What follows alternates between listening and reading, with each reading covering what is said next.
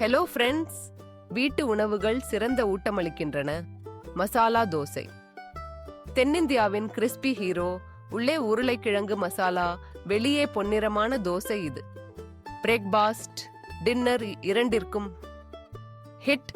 சட்னி மற்றும் சாம்பாருடன் பரிமாறினால் உச்சம்.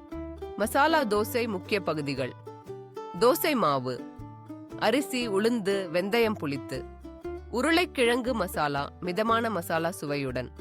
சட்னி அண்ட் சாம்பார், தேங்காய் சட்னி, தக்காளி சட்னி, சாம்பார். தயாரிப்பு: உருளைக்கிழங்கு மசாலா.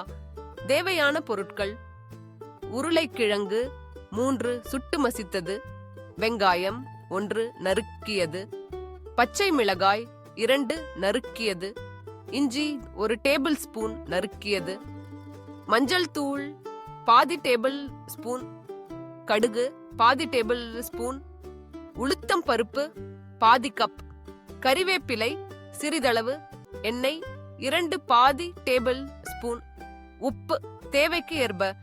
செய்முறை: வாணலியில் எண்ணெய் சூடாக்கி கடுகு, உளுத்தம் பருப்பு, கறிவேப்பிலை தாளிக்கவும்.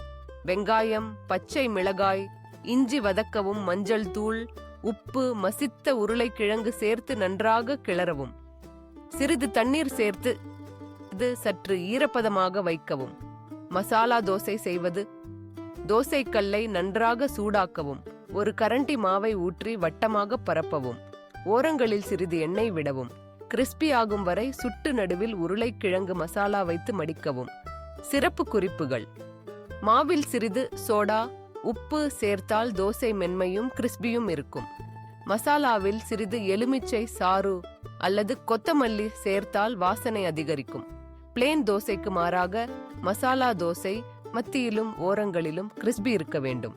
உணவு மதிப்பு: கார்போஹைட்ரேட் அதிக சக்தி, புரதம் உளுந்து மாவு மூலம் கிடைக்கும், சத்து உருளைக்கிழங்கு மற்றும் வெங்காயம் மூலம். நன்றி.